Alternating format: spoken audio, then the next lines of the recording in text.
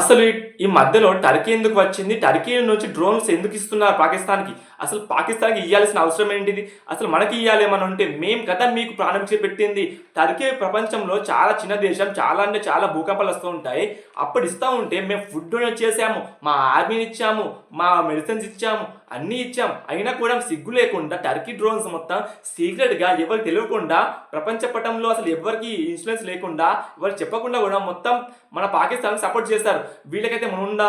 అసలు ఏం లేదు. ఎందుకంటే ఇంకా చెప్పాలంటే మన ఇండియన్ పాకిస్తాన్ నిన్న ఏం జరిగిందంటే మొత్తం సీజ్ ఫైర్ రెడీ చేశారు. సీజ్ ఫైర్ రెడీ చేసిన తర్వాత ఓకే కాల్పుల ఒప్పందం ఓకే అని ఉన్న లోపే 3 అవర్స్ లోపే మళ్ళీ సాయంత్రం అయ్యే లోపే మళ్ళీ రాజస్థాన్, శ్రీనగర్, జమ్మూ, కాశ్మీర్ మొత్తం బ్లాక్ అవుట్ ప్రకటించి వెంటనే మళ్ళీ ఒకసారి డ్రోన్స్ దాడి చేశారు.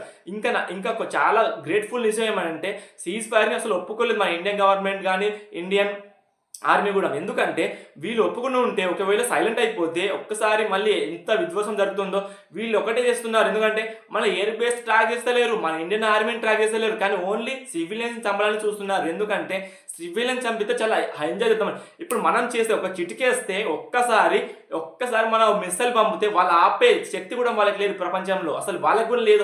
అసలు పాకిస్తాన్ శక్తి కూడా లేదు. ఒక్కసారి చంపేస్తామంటే సివిలియన్స్ చంపేయచ్చు.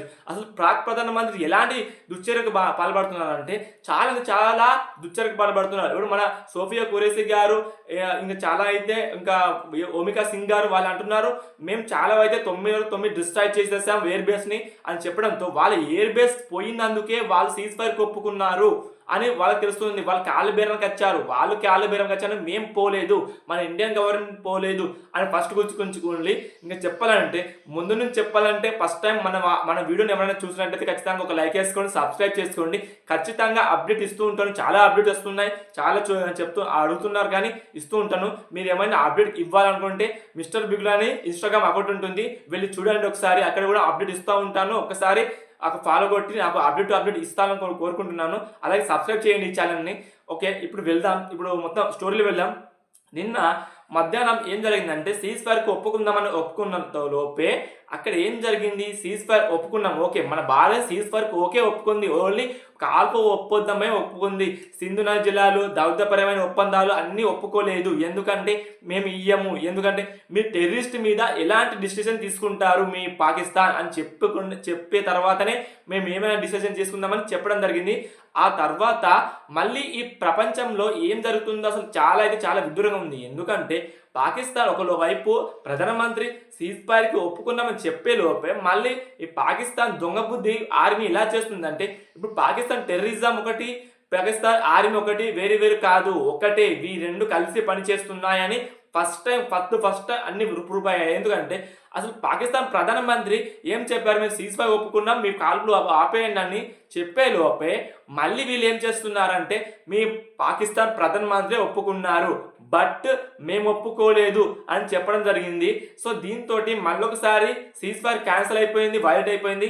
ఇప్పుడు మన అమెరికా ఏం చెప్తున్నారు, దొంగ బుద్ధి ప్రకటించారు. ఎలా అంటే $7.13 బిలియన్ మొత్తం ఆ లోన్ ఇచ్చింది. ఎందుకు ఇచ్చింది? మన మీద కక్ష తీర్చుకోవాలని ఇచ్చిందా? మనతో సపోర్ట్ చేస్తూ అని చెప్తూనే ఈ పాకిస్తాన్ ట్రంప్ అయితే చాలా దర్దుడు అనమాట. ఎందుకంటే మనకు సపోర్ట్ చేస్తాడంటాడు, మళ్ళీ అక్కడ లోన్ ఇస్తూ ఉంటాడు.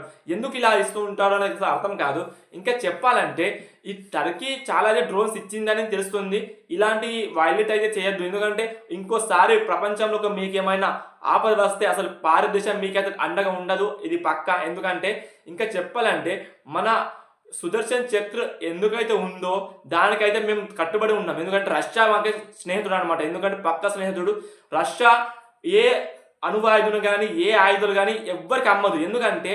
ఎందుకు అమ్మదంటే అసలు మనం తయారు చేసే ఆయుధాలు ఇంకెవ్వరి దగ్గర ఉండద్దు. అందుకోసమే రష్యా అమ్మడానికి చూడదు.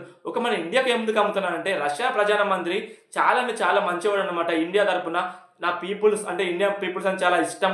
ఖచ్చితంగా ఇండియా వరకు నేను పాటు పాడతాను. ఎందుకంటే 1971లో మనకు చైనా, అమెరికా, పాకిస్తాన్, ఇంక బంగ్లాదేశ్, ఇటు చాలా దేశాలు మన మీద యుద్ధం ప్రకటించాయి. అయితే అప్పుడు వచ్చిన ఒక స్నేహితుడు ఎవరంటే రష్యా ఏమన్నానంటే ఒకటి ఇచ్చారు, ఒకవేళ భారతదేశంపై ఒక్కసారి ఒక మిసైల్ వచ్చినా, ఒక డ్రోన్ వచ్చినా కూడా అది మన రష్యా మీద జరిగినట్టే మేము ఉపేక్షించాము, ఖచ్చితంగా డ్రోన్ దాడులు కాదు మేము అణుబాంబులు వేస్తామని చెప్పడం జరిగింది. ఈ చైనా అయితే దొంగ బుద్ధి అయితే ప్రకటిస్తూ ఉంది, ఎందుకంటే బహిరంగంగానే మేము సపోర్ట్ చేస్తున్నామని చెప్పడం జరుగుతుంది.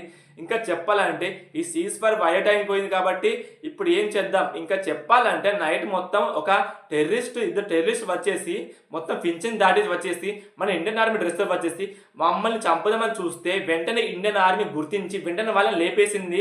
సో చాలా అయితే చాలా ప్రౌడ్నెస్. ఇంకా చెప్పాలంటే అసలు ఒక్కసారి మన ఆర్మీ ఖచ్చితంగా పాకిస్తాన్ పై ఒక్కసారి దాడి చేస్తే అసలు పాకిస్తాన్ తట్టుకునే శక్తి కూడా లేదు. వాళ్ళు చూడండి మొత్తం డ్యాన్సులు ఇవాళ హోరే హోరే మొత్తం డ్యాన్స్ చేస్తున్నారు. పాక్ ప్రధానమంత్రి చెప్తున్నాడు సిగ్గు లేకుండా మేము గెలిచేసామని. అసలు వాళ్ళకి తెలియదు మొత్తానికి మొత్తం మనం ఓడిపోయామని. అసలు పాక్ ప్రధానమంత్రి తెలియదు, అందరూ తెలుసు, బట్ ప్రజలకు తెలియదు. వాళ్ళ గుడ్డి గొర్రెలా నడుస్తున్నాడు. అటు ఒక బలూచిస్తాన్ ఏం చెప్తుందంటే మన ఇండియాను కోరుకుంటుంది మీరు మిస్సైల్స్ చేయండి పాకిస్తాన్ లేపేస్తున్నామని చెప్పడం జరుగుతుంది. ఇంకా ఆఫ్ఘనిస్తాన్ కూడా అలారం చేస్తుంది. ఖచ్చితంగా అయిపోయింది, ఖచ్చితంగా ఈరోజు మధ్యాహ్నం వరకు మొత్తం వెళ్ళిస్తారు ఏం జరిగింది ఏం లేదని. దాని తర్వాత మరోసారి వీడియో చేస్తాను. ఖచ్చితంగా మన ఛానల్ వెళ్తూ ఒక సబ్స్క్రైబ్ చేయండి. అలా థ్యాంక్ యూ. ఇక్కడ దాకా చూసారంటే